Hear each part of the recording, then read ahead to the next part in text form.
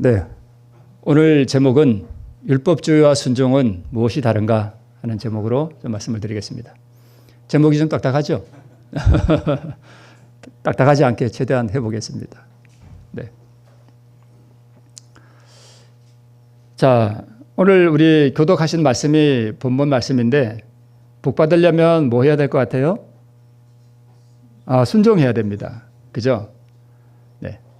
자, 말씀을 순종하면 복 받겠다. 2절에 이런 말씀이고요. 또 말씀을 순종하고 그 모든 명령을 뭐 하래요? 행하라 이렇게 또 기록하고 있네요. 신명기 30장에 보니까 로마서 1장 5절을 보면 그로 말미암아 우리가 은혜와 사도의 직분을 받아 그 이름을 위하여 모든 이방인 중에서 믿어 순종케 하나니. 그러니까 순종해야 되겠죠. 네, 순종해야 됩니다. 자, 저희가 말씀을 순종치 아니함으로 뭐 해진대요? 넘어진대요. 그러니까 순종하지 않으면 우리 신앙이 제대로 설 수가 없습니다. 네, 마찬가지로 로마서 16장. 그러니까 로마서는 믿음으로 말미암는 의를 설명하는 책이거든요. 근데 이 믿음으로 말미암는 의를 설명하는 로마서가 처음과 마지막이 뭘 주장하냐면 믿고 순종하라 이거예요. 네, 이게 로마서의 사실 처음과 나중에 이게 기록됐다는 게 참 의미심장합니다. 리뷰 앤드 헤럴드, 하나님은 그의 모든 백성들에게 순종, 곧 그의 모든 계명에 완전한 순종을 요구하신다라고 기록하고 있습니다. 그러니까 순종이 뭐예요? 뭘 지키는 거예요? 계명 지키는 게 순종이에요. 그죠? 이걸 요구하신대요. 근데 제가 믿음으로 얻는 의를 이렇게 말씀을 드리면서 자칫 율법 지키는 게 소용 없는 것처럼 이렇게 제가 표현을 제가 할 때가 있었어요. 그죠? 근데 그게 진짜 그런 뜻이 아니고 이게 그러면 여기서는 자꾸 계명에 지켜라, 순종하라 그러는데 또 여기서는 순종할 수 없다 그러고 또 어떤 때는 계명 지키는 게 율법주의라 그러고 이런 것들을 좀 짧은 시간이고 좀 부족하지만 한번 정리를 좀 해보도록 하겠습니다. 자, 율법주의는 무엇이고 또 순종하라 그랬는데 이 순종은 도대체 무엇인가? 이 둘은 어떻게 다른가 하는 것을 우리가 한번 또 정립해 보겠습니다. 오늘 이 말씀을 들었다고 이게 또 완전히 정립되리라고는 저는 기대하지는 않습니다. 왔다 갔다 해요. 네, 오늘 들어도 다음 날 되면 그게 뭐더라 이러고 또 그런데 자꾸 들어서 우리가 이거 좀 정립을 좀 해야 되겠죠. 자, 율법주의는 이거예요. 순종에 뭐가 들어가면요? 자아가 들어가면 율법주의예요. 이게 율법주의입니다. 그러므로 순종은 자아를 숨긴 믿음의 행위예요. 저는 오늘 교과 공부가 너무 좋았어요. 여러분, 우리 안 교장님 오늘 어디 갔다 온 것 같다고요? 우물에 갔다 온 것 같다고. 저도 우물에 갔다 온 것 같았습니다. 오늘 목사님께서 정말 탁 이렇게 뇌리에 박히는 말씀 하나 하셨는데 오늘 내용에도 나오거든요. 믿음은 명사가 아니고요. 동사예요.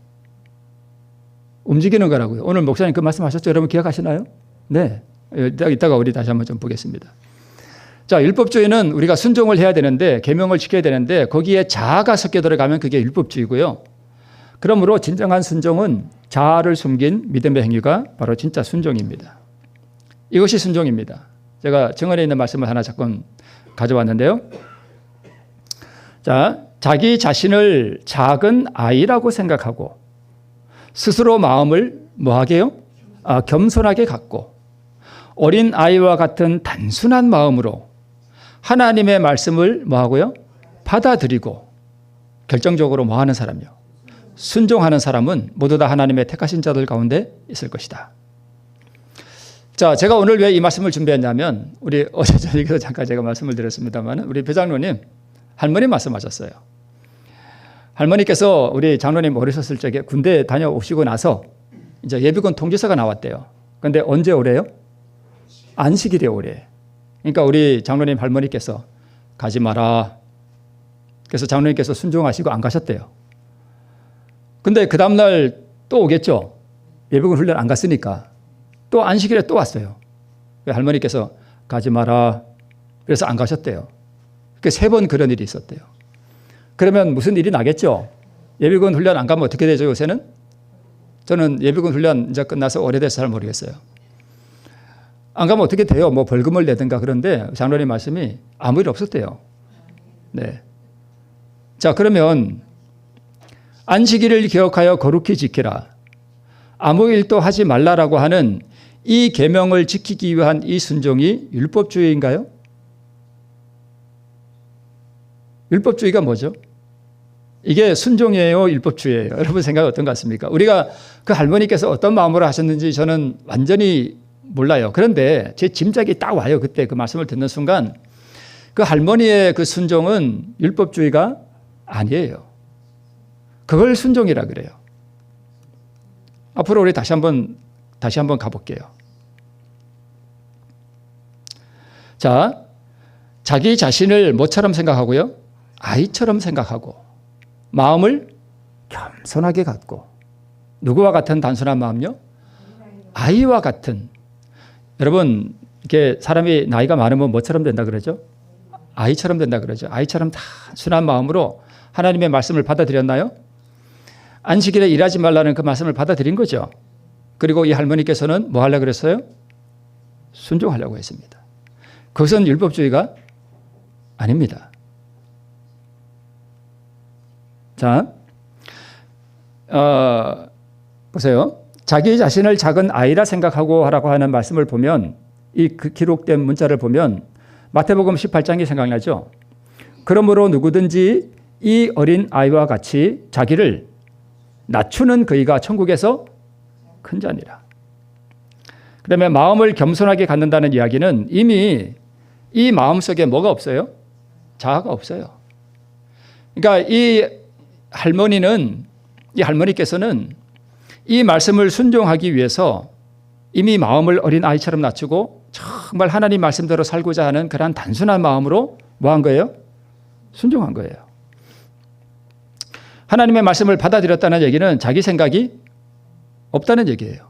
내 생각 다 포기하고 하나님의 말씀을 고지그대로 받아들이고 그 말씀대로 내가 뭐 해야 되겠다? 순종해야 되겠다 하는 그 단순한 마음, 그런 것을 율법주의라고 하지 않습니다. 자, 믿음으로 말미암는 이런 거 이 할머니께서 아셨을까요? 모르셔요. 그런 거 모르셔요. 믿음으로 말미암는 의가 뭔지 모르셔요. 글자를 아셨는지 모르셨는지는 제가 모르겠습니다만은 옛날 할머니께서 무슨 학교를 다니셨겠어요? 많이? 못 다니셨겠죠. 그래서 글자도 잘 모르고 배운 학문도 별로 없고 그러니까 더욱 자신을 작은 아이처럼 생각하고 그리고 아이같이 겸손하고 단순한 마음으로 말씀대로 살고자 행하는 사람, 이것이 뭐예요? 이게 순종이에요. 이런 것을 절대 율법주의라고 하지 않습니다. 이 말씀이 자꾸 반복되는데요. 자, 여기 이 사인즈에 나오는 이 기록된 글과 빌립보 2장 5절로 8절에 있는 이 말씀을 가만히 비교해 보면 비슷한 데가 있어요. 저 위에 있는 글을 우리 할머니에게 적용해 봅시다. 자기를 작은 아이라 생각하고 마음을 겸손하게 하고 어린 아이와 같은 단순한 마음으로 하나님의 말씀을 받아들이고 지금 뭐 하려고 그런 거예요? 순종하려고 그런 거예요. 참 아름다운 일이에요. 그죠? 그런데 빌립보 2장 5절로 8절에 있는 이 말씀을 보면 저 위에 있는 글과 밑에 있는 글이 서로 맥이 같습니다. 너희 안에 이 마음을 품으라. 그런 근본 하나님의 본체시나 하나님과 동등됨을 취할 것으로 여기지 아니하시고 자기를 뭐 하신 거예요? 낮추신 거예요. 자기를 분홍색 글자, 자기를 비웠어요. 또 파란 글자 나오네요. 자기를 낮추시고 죽기까지 뭐 하셨으니? 복종하셨으니. 저 위에 순종, 이 밑에는요? 복종. 네, 같은 것입니다. 그렇죠? 네. 이 밑에 나오는 빌립보 2장 5절로 8절에 나오는 이 것을 뭐라고 하는가 하면 예수의 믿음이에요. 이게 예수 믿음이에요. 우리가 세천사의 기별의 결론이 하나님의 계명과 예수 믿음을 뭐 하는 자라? 지키는 자라. 그러니까 빌립보 2장 5절로 8절에 있는 이 예수님의 마음 그대로 저 위에 있는 것 같이 단순한 마음으로 하나님의 말씀을 뭐 하는 사람요? 순종하는 사람이 바로 하나님의 계명과 예수 믿음을 지키는 거예요. 그래서 그리스도의 자아 부정의 모본을 따라 말씀 앞에 자신을 복종시키는 순종, 이게 순종입니다. 위에 있는 게 그대로 밑으로 내려왔죠? 그렇죠? 자신을 복종시키는 순종. 네. 자신의 생각이나 욕망을 따라서 계명을 순종하는 것을 가볍게 여기는 사람은 어떨까요? 그런 사람이 하늘에 갈까요? 아니요. 계명을 순종하지 않는 사람은 절대 하늘에 갈 수가 없습니다. 만약 안식일을 무시하고 내가 안식일에 여전히 밭에 가서 자주 일을 한다면 그게 순종일까요? 아니요. 이 할머니께서 안식일에 우리 손자가 예비군 훈련을 가지 못하게 안식일을 지키기 위해서 못하게 한 게 그게 순종이거든요. 이런 순종은요. 네가 예비군 훈련을 가지 않아서 붙잡혀 가더라도 뭘 지켜라? 안식일을 지켜라 라고 하는 정말 아주 단호한 믿음이에요. 단호한 순종이에요. 하나님께서는 이런 순종을 우리에게 요구하셔요. 자, 두라평지에 신상이 있었습니다. 그리고 악기들이 연주될 때에 절하라는 명령이 내렸습니다. 이게 일요일 법령에 대한 하나의 표상이죠. 자, 둘째 계명이죠. 뭘 만들지 말고 우상을 만들지 말고 그것들에게 뭐하지 말며 절하지 말며. 이 다니엘의 세 친구들은 이 둘째 계명을 범하지 않기 위해서 자기의 뭘 내놓은 거예요? 목숨을 내놓은 것입니다. 이게 율법주의인가요? 아니죠. 아니죠. 하나님을 사랑하고 그분에게 충성하기 위해서 내가 목숨을 내놓는 한이 있더라도 계명을 범하지 않겠다라고 하는 그 충성심에서 나온 거예요. 이런 것을 율법주의라고 하지 않습니다. 우리 옛날에 이 사건 하나 아시죠? 우리 어떤 재림교인이 여자분인데 가족들하고 친척들하고 지리산에 놀러 갔어요.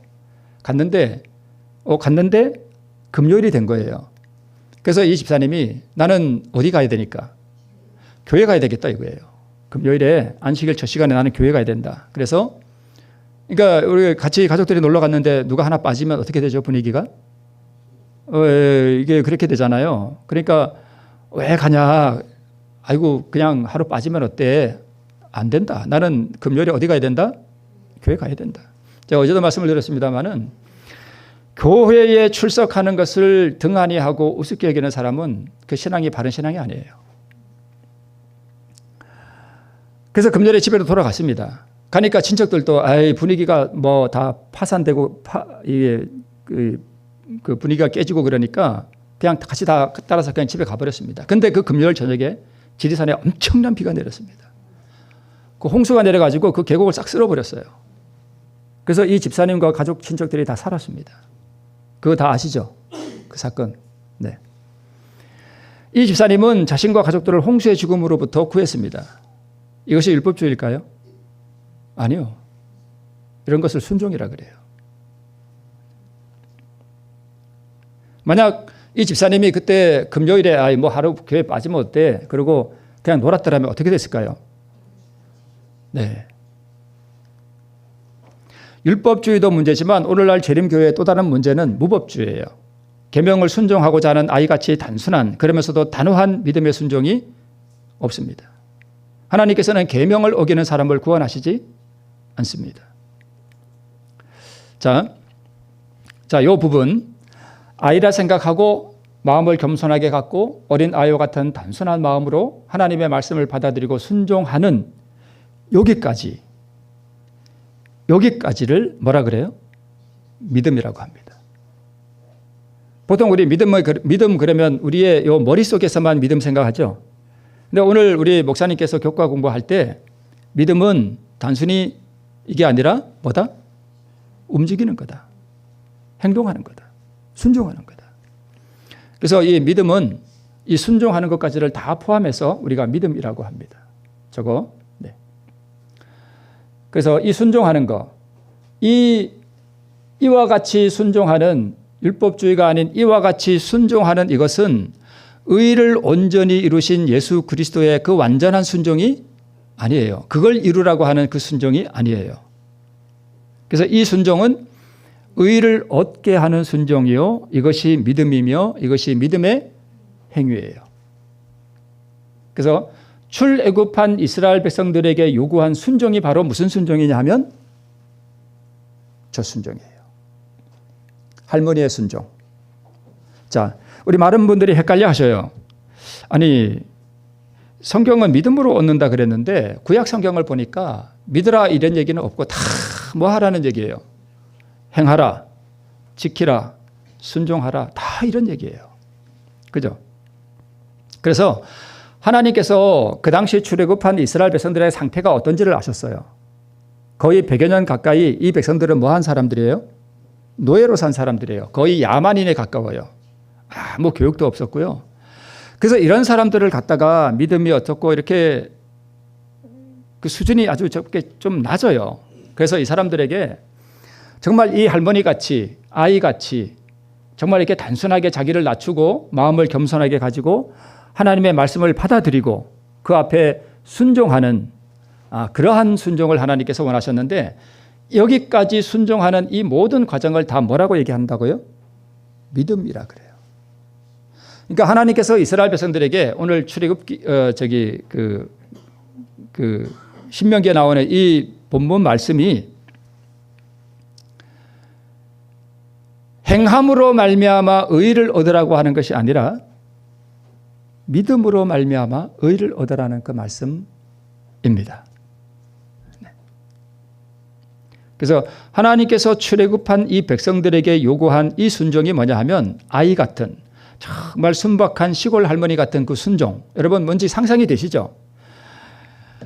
이 겸손하신 할머니 하나님 아버지 우리에게 복 주시고 은혜 주시고 우리를 피로 구원해 주신 하나님 감사합니다 하는 그 단순한 믿음 같은 거 여러분 상상이 되시죠?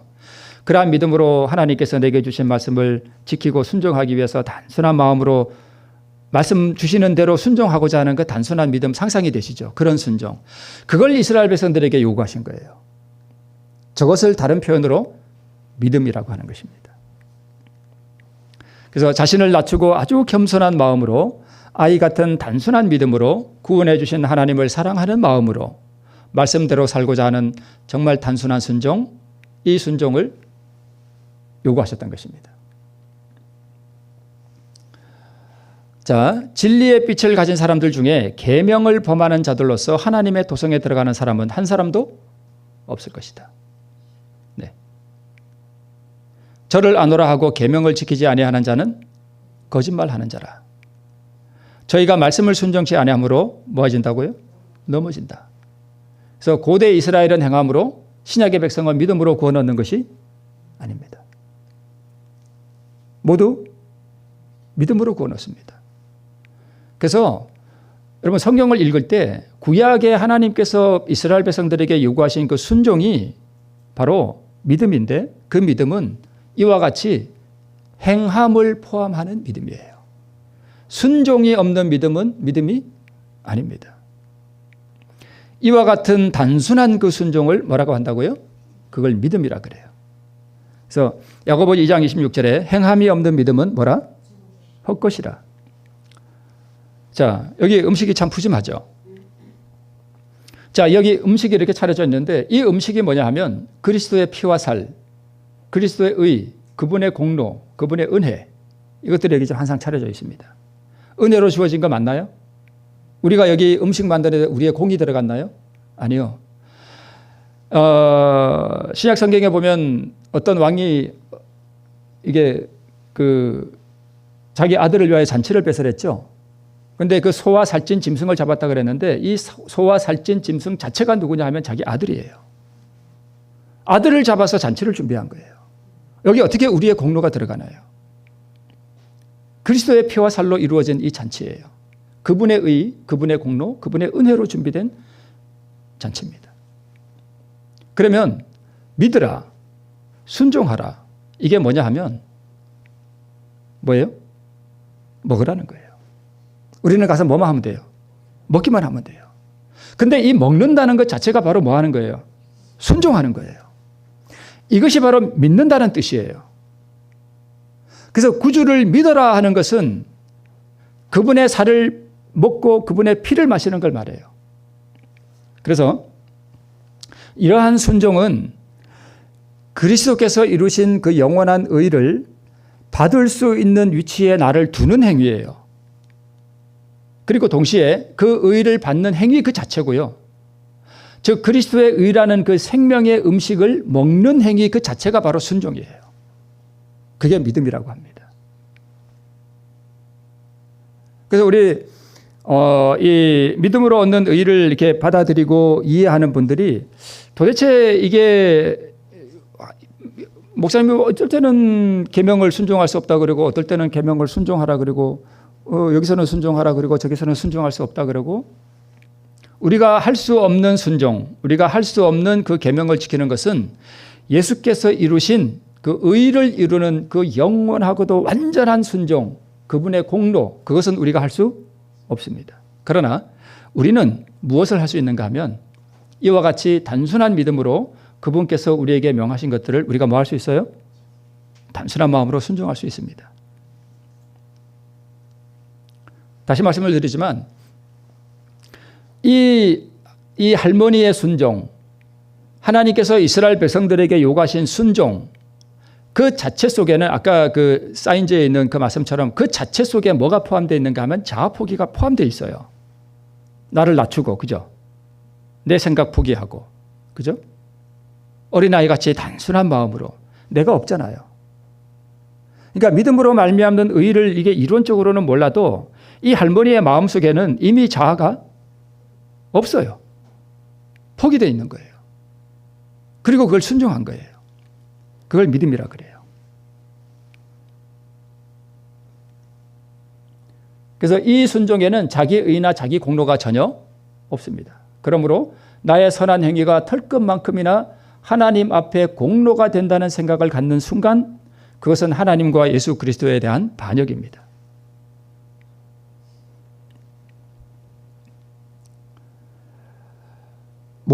그러므로 모든 것은 향기로운 향의 연기로 위대하신 여호와 앞에 상달되어 향기로운 냄새로 간합되기 전에 우리의 모든 순종을 말하는 거예요.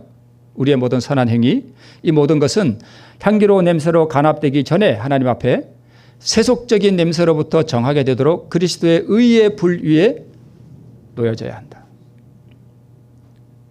네. 그러니까 아버지께서 받으시는 것은 우리의 행위예요? 예수님의 공로예요? 예수님의 공로예요. 우리의 공로가 아니에요. 네. 우리 믿음과 행한 23쪽에 있는 말씀인데요. 네. 모든 선한 행위들, 이것들은 그리스도의 불타는 그 의에 놓여져야 합니다.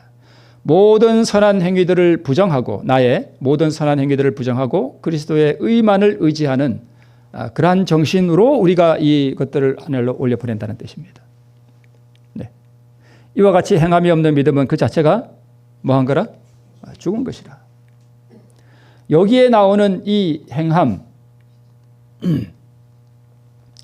여기에 나오는 이 행함은 예수님께서 이루신 그 영원한 그 율법의 그 지고한 그 표준에 이르는 그분만이 하실 수 있는 그것을 우리 보고 하라는 그 행함이 아니라 자아를 포기하는 믿음의 행위를 말하는 것입니다.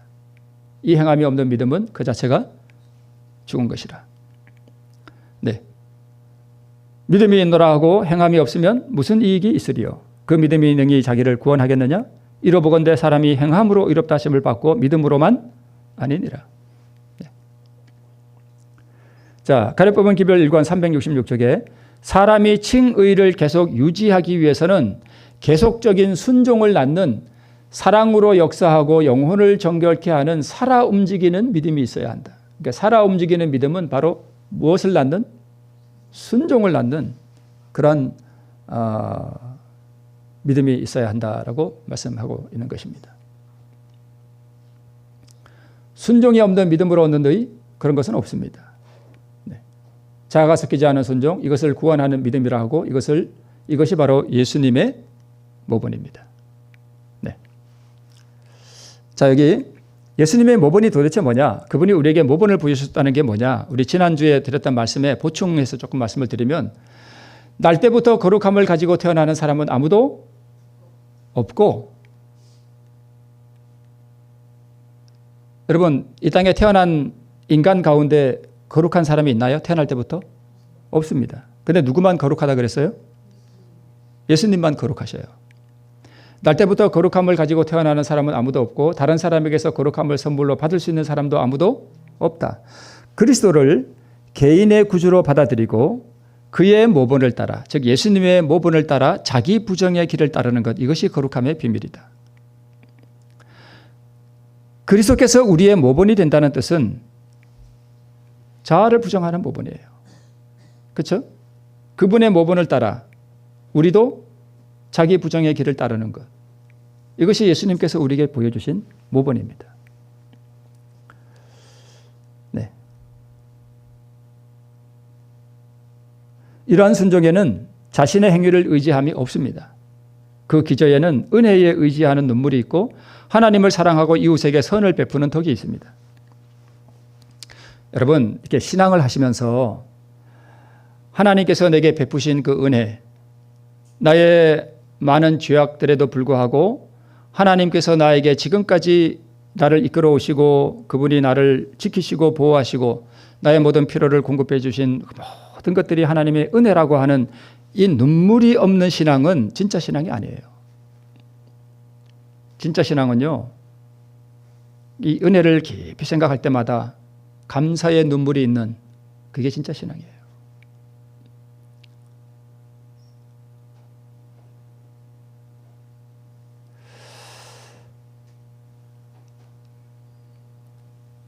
그러면 율법주의는 뭐냐?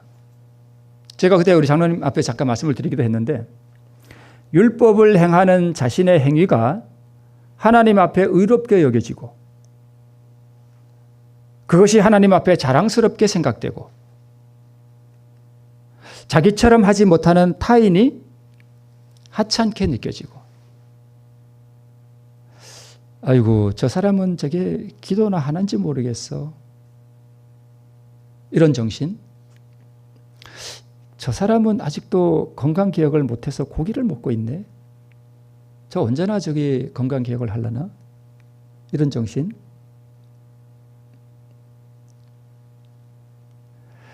그런 사람을 비난하고 정죄할 때, 이것이 율법주의 정신이에요. 그러니까 우리가 이 율법주의로 행하는 것과 진짜 순종하는 것을 우리가 잘 구분을 할 수 있나요, 없나요? 우리는 잘 할 수 없어요. 하나님은 아셔요.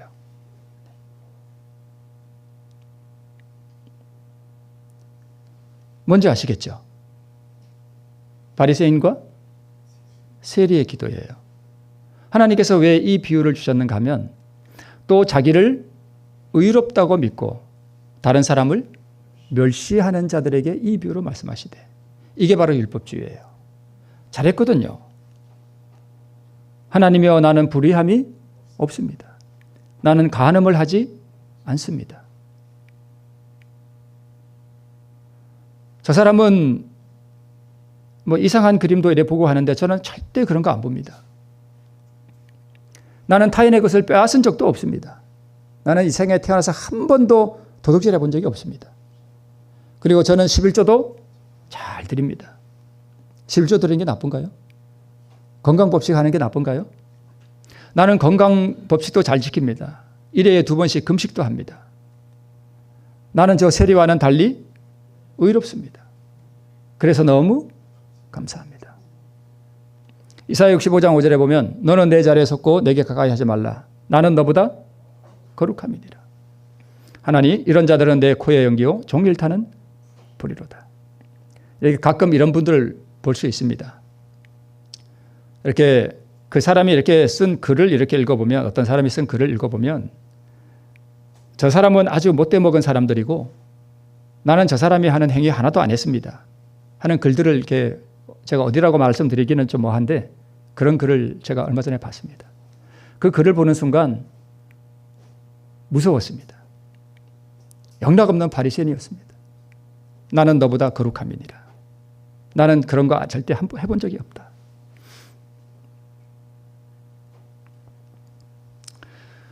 의도적 율법주의, 기만당한 율법주의, 무지한 율법주의. 이게 이스라엘 백성들은요, 네. 제가 이거 혹시 기억나시나요? 제가 전에 그랬죠? 그 율법 지켜서 뭐 하시게요? 제가 이런 말씀 한번 한 적이 있는데요. 이게 율법 지킬 필요가 없다거나 율법을 무시하는 거 절대 아니에요. 왜 제가 이런 말씀을 드렸냐 하면 믿음과 행함에 이런 말씀이 있습니다. 피조물의 공로를 열렬하게 옹호하는 사람들 때문에 뭐가 생겨요? 논쟁이 생기고. 네. 그들은 영생의 싹을 얻기 위하여 피조물들의 공로가 전혀 쓸데없다는 것을 놀라움으로 식별할 수 있는 하늘의 언약이 필요하다. 그러니까 제가 왜 그 율법 지켜서 뭐 하시게요? 하는 그 말씀을 했던 이유가 뭐냐 하면 어떤 사람들은요, 자기가 그 율법을 지키고 선한 행위를 하고 하나님의 뜻대로 뭔가를 한 것 그 자체가 하나님 앞에 이렇게 공로가 되고 영생의 싹을 얻기 위하여 그것이 뭔가 하나님 앞에 내놓을 만한 것이 된다라고 하는 그런 사상 때문에 제가 그런 말씀을 한 것입니다. 이 피조물들의 공로가 전혀 쓸데없다는 것을 진심으로 이해하고 그 눈을 떠서 그것을 딱 바라볼 때에 뭐가 보이냐 하면 은혜가 보입니다. 구원은 뭘로 받아요? 은혜로 받습니다. 그리고 믿음은 그 은혜를 붙잡는 뭐예요? 손이고, 믿음은 그 차려진 음식을 먹는 것입니다. 만일 그대가 사람에게 있는 선하고 거룩하고 고상하고 사랑스러운 모든 것을 함께 모아서, 우리의 행위까지도요, 모아서 그것들이 인간의 영혼의 구원이나 공로의 한 몫을 담당하고 있는 것으로 하나님의 천사들에게 제시한다면 그 제안은 뭘로 간주돼요? 반역이에요. 하나님 정부의 반역입니다. 내 어떤 선한 행위, 나의 공로 이런 것을 하나님 앞에 그것을 공로라고 내놓는 순간 하나님의 정부에 반역하는 거예요. 고라와 다단과 아비람이 반역했던 것처럼 똑같은 일이에요.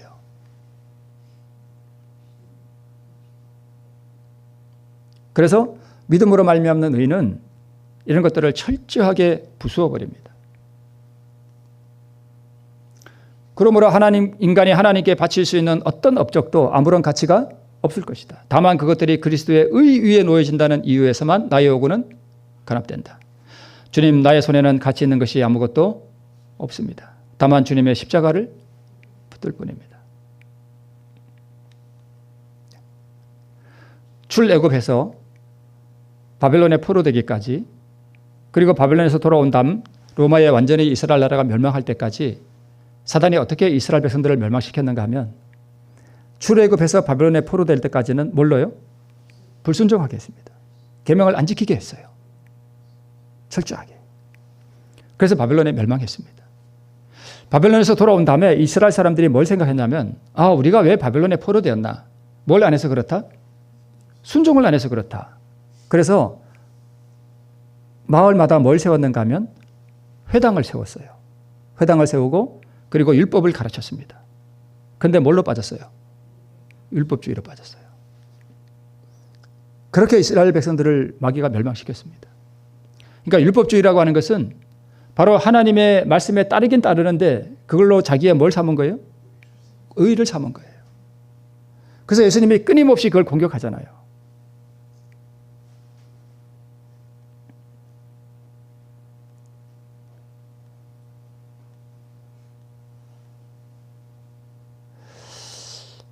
가장 지고하고 순결하고 거룩하게 계명을 지킨 나의 완전한 순종이 있을지라도 그것은 율법이 요구하는 의가 될 수 없다는 것을 놀랍고 충격적인 눈으로 바라보고 우리의 입을 가려야 됩니다.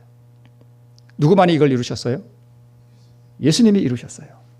그분이 이루시고 그 이루신 의를 나에게 전가시켜 주셔요. 그래서 그리스도가 우리의 의가 되신다고 하는 이 말 속에는 인간이 자기의 선행과 자기의 공로를 앞세우는 것을 철저히 배격합니다. 그것은 하나님 정부에 반역하는 거예요. 모든 것이 은혜일 뿐입니다. 아이 같은 순종, 할머니의 그 단순한 순종, 그죠? 너무 아름다워 보이잖아요. 자, 홍해의 순종, 요단강의 순종, 여러분 이게 뭔지 이해하시죠? 자, 이 아이 같은 순종, 홍해의 순종, 요단강의 순종, 여러분 이렇게 해놓으면 이제는 저게 뭔가 이렇게 탁 이렇게 머릿속에 탁 떠오르셔야 되는데 떠오르시나요? 네. 요단강의 순종은 뭐죠? 믿음의 행위예요. 이게 간단하게 다시 말씀을 드리면 미운 사람인데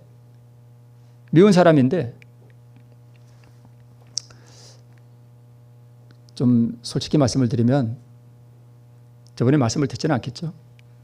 이 옆집 제가 솔직히 잠깐 미웠습니다. 우리 땅을 뺏는 것 같아가지고 참 교회에서 막 이렇게 꼬치꼬치 이렇게 할 수도 없고 그냥 그렇게 갔는데 공사하면서 저희 집사람이 그래요. 큰일 났대. 왜 그러냐 그랬더니 이 마당에 이게 아시바 같은 걸 막 이렇게 깔아놨다는 거예요. 가서 이렇게 봤더니 완전히 점령한 건 아닌데 옆으로 이렇게 막 걸쳐서 이렇게 놨어요. 제가 우리 김효선 집사님께서 일꾼들 드리라고 이렇게 과일 사온 게 있었거든요. 저도 먹었어요, 집사님. 그 과일을 한 박스 들고 갔습니다. 그래서 죄송하다고. 여기 본의 아니게 이렇게 공사하느라고 이렇게 됐다고 정말 죄송하다고 그랬더니까 이거 뭘 이런 걸 가져오시냐고. 되게 고마워하셔요. 그 다음 날 이제 공사 제가 이렇게 감독하는데 감독이라니까 좀 이상하네요. 이제 옆에 서서 이제 사람하고 이렇게 했는데 그 부인 되시는 분이 이제 가게 이렇게 나가시다가 또 그걸 말씀하시더라고요. 서로 이렇게 돕고 그렇게 살아야지 뭘 그런 걸 또 과일을 가져오시냐고. 제가 산 것도 아닌데. 네. 그걸 이렇게 보면서 제가 솔직히 약간 감정이 안 좋았거든요. 그러면 그러거나 말거나 이렇게 좀 할 수 있잖아요.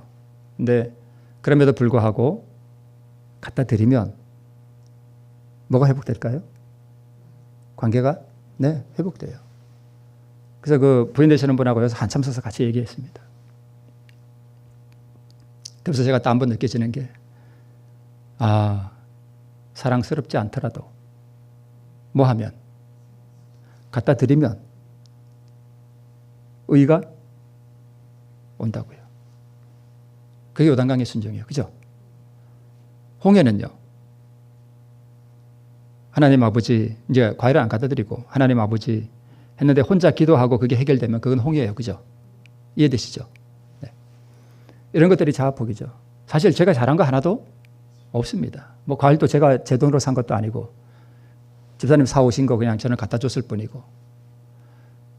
근데 그 행위 속에 뭐 사실 어떻게 보면 그냥 시끄럽지 않게 하기 위해서 그랬을 수도 있지만 그러나 그런 행위 자체가 요단강의 순종은 나도 살고 상대방도 살게 하는 거예요. 그죠? 그렇게 함으로 말미암아 저분도 마음이 풀어지고 그분의 부인도 마음이 풀어지고 고마워하고 그러니까 서로 사는 거예요. 이것을 우리가 좀 더 확대해 나가면 그것이 바로 순종이 되는 거죠. 우리 할머니께서 하신 그 순종도 사실 요단강의 순종이 거기 다 포함되어 있는 거예요. 그죠? 네, 포함되어 있는 거예요. 그래서 하나님께서 이스라엘 백성들에게 요구하신 그 순종, 그게 어떤 순종이냐? 예수님이 이루신 그 순종을 말하는 게 아니라 우리 할머니 같이 또는 제가 그게 제가 잘한 건 아니지만 만약에 그렇게 내가 미운 사람이 있다면 뭐 하나 들고 가면 어떻게 돼요? 네, 다 풀어지고 의가 되고 그 사람 사랑하게 되고. 언제 한번 제가 그런 말씀을 드렸죠. C.S. 루이스라고 하는 사람이 그 쓴 책에 보면 내가 그 사람을 사랑하지 않을지라도 사랑의 행위를 나타내면 곧 내가 그 사람을 사랑하고 있다는 것을 발견하게 됩니다. 그게 요단강의 순종이에요. 그죠? 그게 자아폭이고 그게 순종이거든요. 네. 그리고 의를 받은 후에 그 의가 나를 통해 나타내어지는 순종이 있습니다. 그렇죠? 네. 이것이 뭐냐 하면 되어지는 순종이에요. 되어지는 순종. 자, 무비보셋 아시죠? 사울 왕의 손자, 요나단의 아들. 저기 갈릴리 바다 바로 밑에 거기 숨어 살았잖아요. 숨어 살았는데 다윗이 그를 불러다가 뭘 해줬어요? 끊임없는 은혜를 베풀어 줬어요. 그죠?